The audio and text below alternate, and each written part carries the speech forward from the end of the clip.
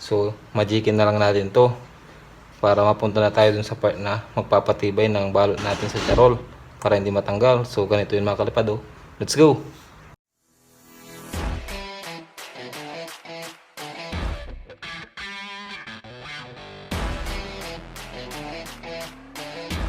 So, what's up mga kalipad? So, andito na naman tayo, ang inyong arkitektong saranggolista. Ayos, napakaangas!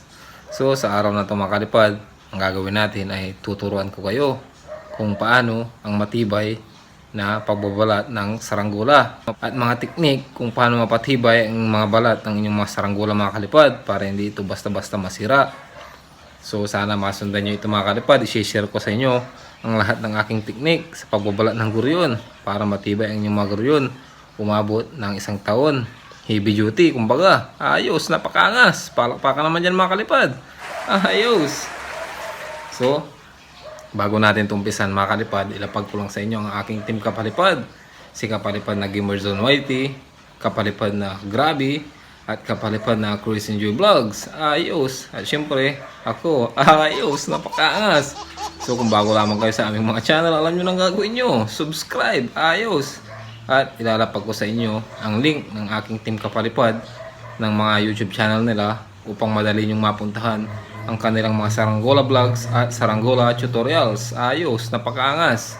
So, kung nabibitin kayo sa mga vlogs ko, pwede nyong bisitahin ang kanilang mga vlogs mga kalipad. Saranggola vlogger din yung mga yan. Napakaangas. Ayos. So, nakikita nyo naman sa likod ko. Oh, yung ating Dragon Balls. Oh, ayos. Napakaangas. So, ituturo ko sa inyo ang magandang pagbabalot sa inyong mga guryon at kung paano ito patibayin. So, bago natin tumpisan mga kalipad, syempre, mukbang muna tayo para napakaangas. Kasi kapag may itinanim, may nanakawin. Ay, mali. Ayos. Pag may itinanim, may kukuhanin. So, mukbang muna tayo. Mangga mga kalipad. Oh, napakaangas.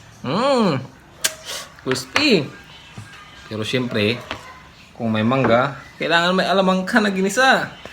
Na may laman-laman pa mga kalipad. At taba ng baboy. Ayos. Napakaangas.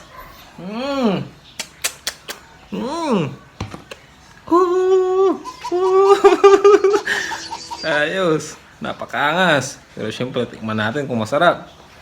Ito yung no face reaction mga kalipad.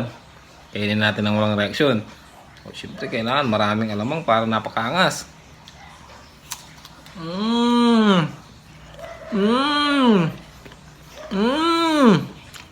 Ang crispy. Hindi ako naiyak mga kalipad. Pawis lang yan. Ayos. Napakaangas.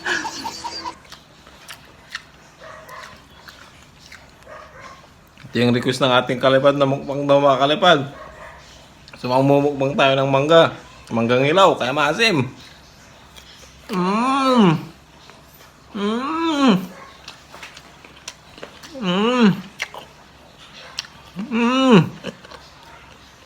Sarap. Hindi ako naasiman mga kalipad. Singkit lang talaga ako. Ayos, napakaangas.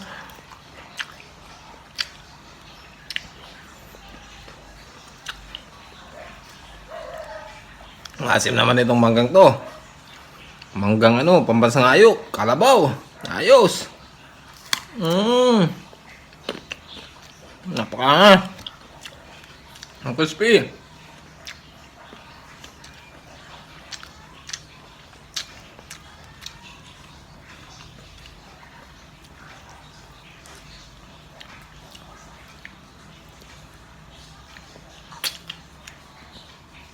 Sa amin kasi mga kalipad dito sa bayan namin sa Pangasinan, San Carlos, produkto ng bayan namin mangga saka kawayan.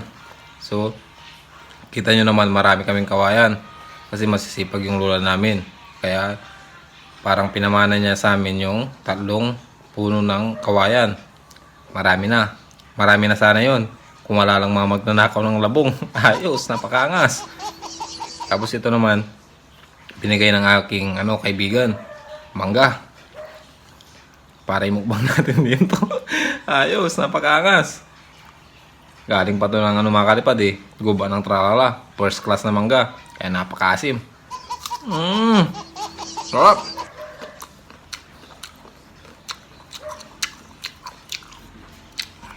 Sarap. Napakatamis. Mmm. Mmm.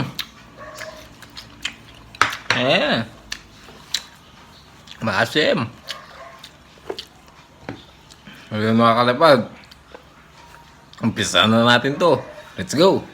So mga kalipad, sa pagbabalot mga kalipad, kapag ang gurion nyo maliit, 2 dangkal, 3 dangkal, pagandang pambalot dyan mga kalipad, sandubag na plastic, kaya yung mga colored plastic, colored garbage na plastic mga kalipad, para magaan lang siya, madali niyang buhatin at hindi kumaganon-ganon sa taas, hindi siya mabigat, swabe lang yung lipad niya. At kung ang gurion nyo naman isang dipa, ganun pa rin mga kalipad, pero pagka umabot ka na ng 1.4 meters, pakpak to pakpak, isang dipa ganito so bali 2 dipa, umabot ka na dun mga kalipad, kailangan mo na charol, kasi pag gamitan mo pa yan ng colored garbage bag, masisira mga kalipad, mapupunit yung sa may part ng kawayan niya. So pwede nyo naman gamitin kalipad yung colored garbage bag or garbage bag sa mga gurion nyo na 2 dipa, wala namang problema doon. Ang kailangan nyo lang gawin, yung sa part ng kawayan na pinagbalutan, ititip nyo yan.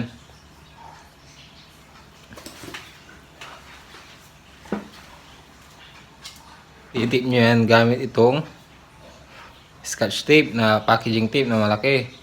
Bali, ito yung kawayan nyo, isentro nyo ng ganyan sa tape, tapos itip nyo pa ganon, tas pa ganon, harap tas likod, para hindi siya basta-basta mapunit, kasi may nakasuportang scotch tape.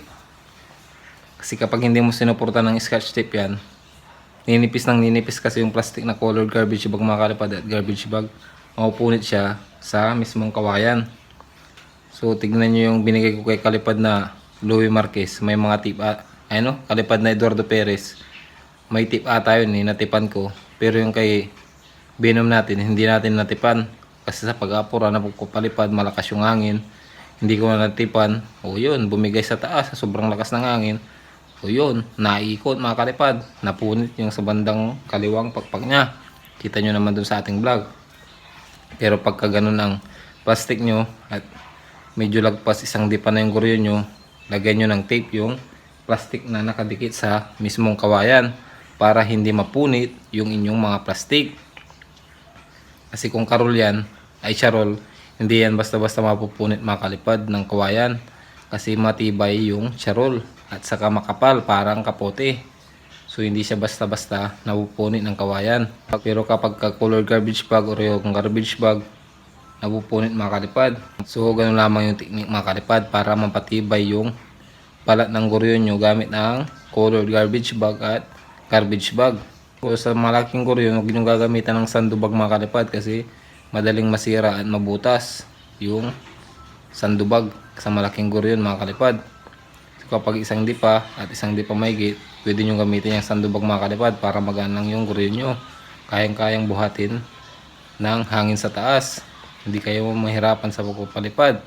Pero pag lumagpas na kayo ng 1 dipa, gamitan nyo na ng garbage bag or colored garbage bag para hindi kayo ayos ng balat mga kalipad.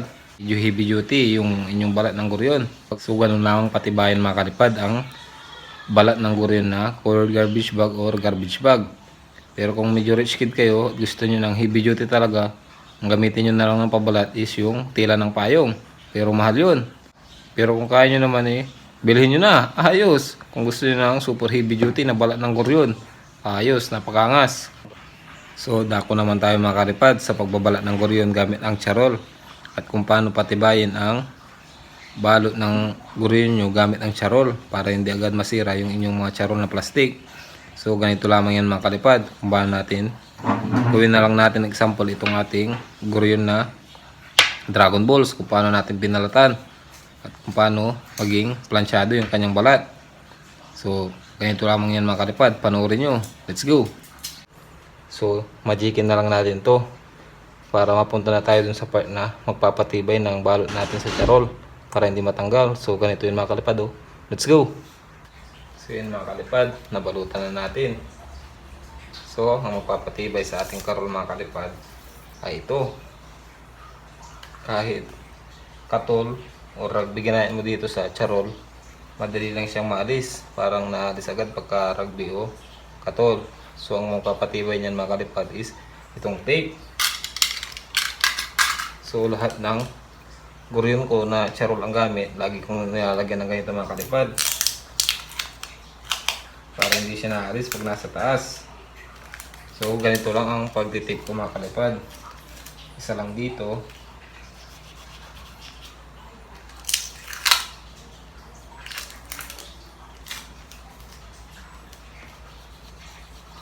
Tapos may spacing mga kalipad, mga ganito. O isang dangkal kung anong gusto nyo mga kalipad. Para hindi maalis itong ating pinagkatulan. Kasi kapag malakas na hangin, parang nai-stretch to. So parang nahuhugot to. So pansinin nyo kung charol user kayo, naaalis yung mga kinakatol nyo na charol. Kasi yung charol mga kalipad makapal. Para na siyang kapote. Iba rin yung colored garbage bag. Ang charol mga kalipad, ito yung nakarolyo. So yung iba sinasabi nilang charol yung parang plastic bag na garbage bag. Hindi yung charol mga kalipad, colored garbage bag yun mga kalipad. Kasi ang charol nakarolyo yan mga kalipad. Mahal pag bibilhin mo yung rolyo. Tumatakbo sa 800 to 1,000 yung presyo ng mga kalipad. So sa Periarda, merong 20, merong 25. So, kung ano man yung presyo na yan, mahal man umura, parehas lang din yan. So, pagka ganitong malaking guryo na mga kalipad, charol lang magandang gamitin. Kasi kung yung color garbage bag, madaling mapunit yung mga kalipad pagdating dito sa mga kawayan. So, i-tape lang natin to lahat ng paligid niya mga kalipad. May spacing tayo. Hindi natin i-tape lahat. So kahit maalis tong sa bakante niya na space, at least meron pa ditong tape. Kasi dito sa charol mga kalipad, ang advantage nito, madikit yung tape dito mga kalipad, hindi siya basta-basta naalis.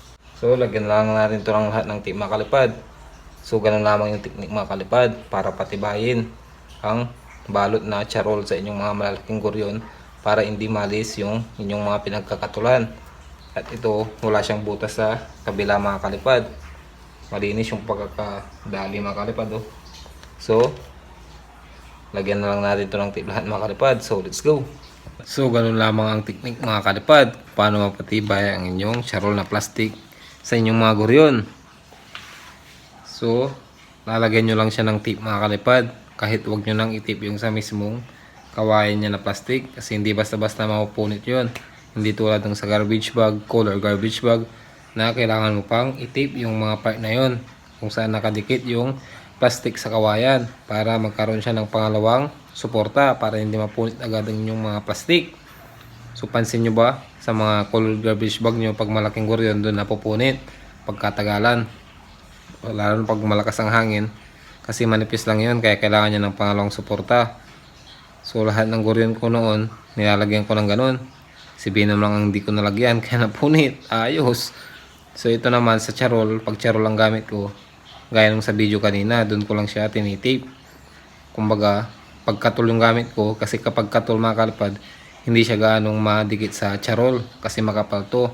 Unless yung sa charol, butasin mo, yung halos nabubutas na yung sa kabilang part niya, dalawa sila na plastic na halos nabubutas, doon sobrang kapit yon.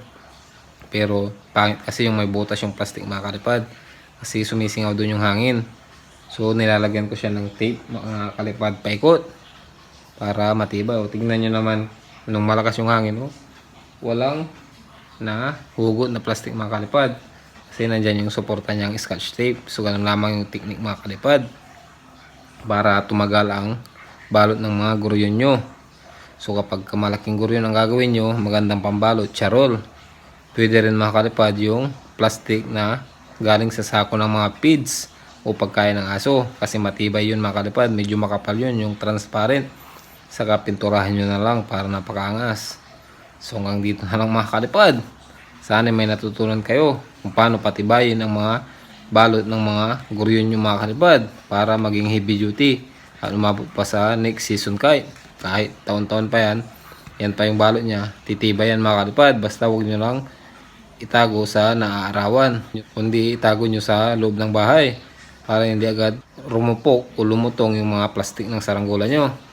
So shoutout muna tayo mga kalipad. So shoutout sa ating mga kalipad na si Saranggola Vlogs, Kurt Redondo, Jolien Jan Villanueva, Bernie Pitugo, John Dave Dimain, Anton Flores, Asti Suway Baguio. Ayos, napakaangas mga sulit kalipad.